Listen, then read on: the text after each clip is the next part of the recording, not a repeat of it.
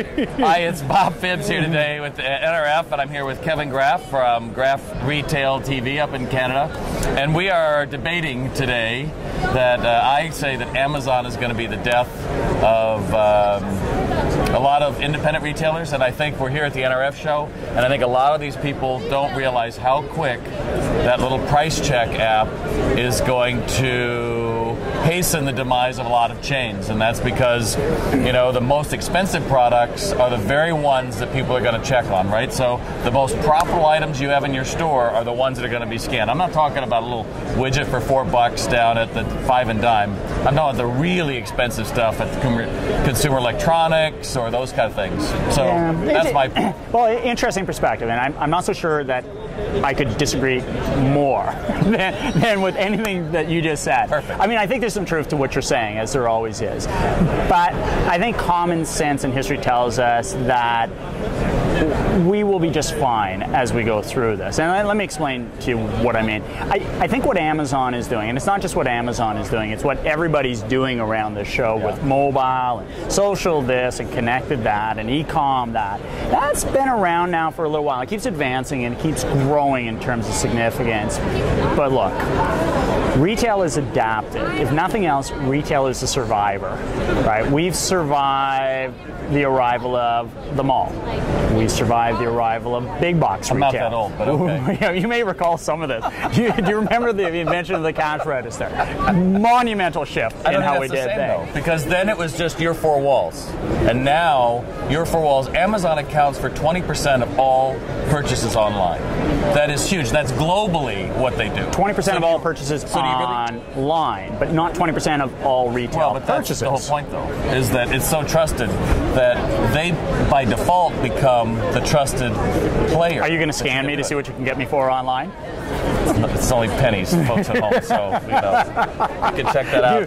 Graff Retail TV. You know, but if it's what this is going to do, and this is the good news. The reason I'm happy to see things like Amazon's price check come out, and mobile, and all its different formations come out, is because from a consumer's point of view, and we're all consumers first and foremost, what it drives is a better shopping experience, period. Really? Absolutely. How do you see that? Well, think about this. Every time, I'm up in Canada, I always say the best thing that ever happened in Canadian retail was the arrival of Walmart. Walmart arrived in Canada in 1994. Made everybody up their game.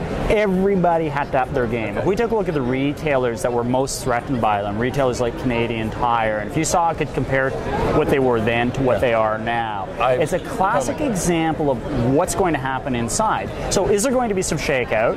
Yeah, there'll be some shakeout on this. But there's always shakeout. At the end of the day, the consumer wins. And the other reason that this isn't... retail, we just heard today, is responsible for 1 in 4 jobs in America. Absolutely. So if we took a hit of, let's say, 20% of people go mobile or something into this one player... Right. We reallocate. We reallocate those jobs. Obviously, I'm thinking somebody's doing all this programming and picking and packing. Doesn't take that many people. Here's my thing. I'm not the economist on this, Bob. Here's my thing. So there you are. You're our #1 salesperson for widgets. Right. You're working with Brian over here, and he's working with Widget Central, and you're the #1 guy. You're a commission-based guy. Right. You finish the sale, and you're like, "Great, I'll take it." And he says, "Wait a minute, let me just get out my scanner." He scans it. Absolutely. Finds he can get it for $300 less. Throws it in your face and says, "Right. Are you going to match price?" Absolutely. So a lot of debate is going to be around this because, right, a lot of retailers say, "Well, we will match." Absolutely. And so that will be policy driven at that stage of the game. What does this guy want to do? Does he want to work in that environment still? Well, see, and that's the thing that changes it. So now, how does a retailer evolve against that? And you see it out there right now, but in different formations, where one retailer will sell one item for one price, another one will sell that same item for a completely different price in town and still sell lots of it. Case in point, you have to go there. That's my point. But think about it. Go into the mall. You can buy a pair of Levi's these jeans, right, at Walmart, $5 cheaper than at the Levi's store in the mall. But the Levi's store in the mall still sells hundreds and hundreds of jeans at $5 more. Why? Because they give you something more that you can't get at the Walmart store. I'm totally with you. That's what happens with good retail. When I'm in that something more of Levi's store, and I'm in it, and I had that experience, and gosh, they love me, and I know Carrie, she's so wonderful, and she does it, and then I go, well, I think about it, and I just scan it and scan it and scan it, and it's free shipping and free returns. That's what I'm saying. And is it a game changer? Yeah, it's a game changer. It's a huge game changer. What's rule number one? And I know you say this to all your clients out there. You're not going to be all things to all people. Absolutely. There is going to be that bottom feeder that's going to look for the lowest price out there. I get that. Tell me you're not going to be a bottom feeder. You're the guy that crusades against Groupon all the time, are you not? That was another discussion which we'll have up. But not everybody's going to be that bottom feeder. And you look at how this shapes out. Retail, but that's not a bottom feeder. If you and I were going to go buy a plasma TV, yes, and we had great experience at Best Buy, you cannot tell me you would not be curious for that $3,000 system. You would not be curious what Amazon was. Absolutely. But if at Best Buy, they're also going to show me the best way to be able to install it, or they're going to provide an educational component to it, and I can't get all of that online, right?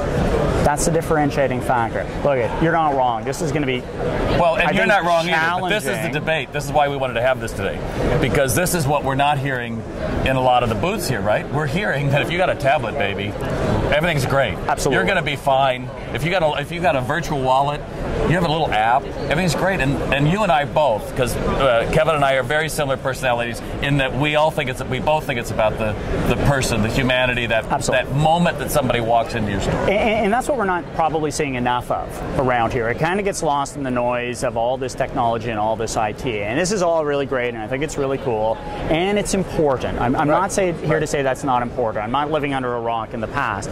But what I do recognize is that we're just going to continue to find better ways in retail to represent it. If we want to be bricks and mortar retailers, we've got to start creating better shopping experiences in there. And that's going to come by adopting some of this technology inside the stores. With the employees, though, not instead of them. That's my thing. Exactly. But there's going to be some stuff that we're going to do in the absence of employees that's going to make the shopping experience better. But I'll tell you, everybody's going to step up their game from an employee perspective. So whether it's staff coverage, whether it's staff ability, whether it's staff knowledge, and such, all that's going to pick up. Because I had this conversation with about a half a dozen people. If traffic counts are going to go down into your store, you better get your conversion rates up, and you better get your average sale up. And the people that really want to be there really want to be in your store. Absolutely. Right? And the fastest way to be able to do that growth in your business is going to come through your staff. Get them off their bike, get them waiting on some customers, teach them a little bit more, teach them how to sell, teach them how to drive and hire the business. To start with. Right. That they really enjoy going in there and meeting another person. Yeah, that's kind of shocking. Why would you want to work in retail if you didn't, right? I think that's great. That's a great place for us to end. Absolutely. Kevin Graff, thank you very much for joining us. Always fun.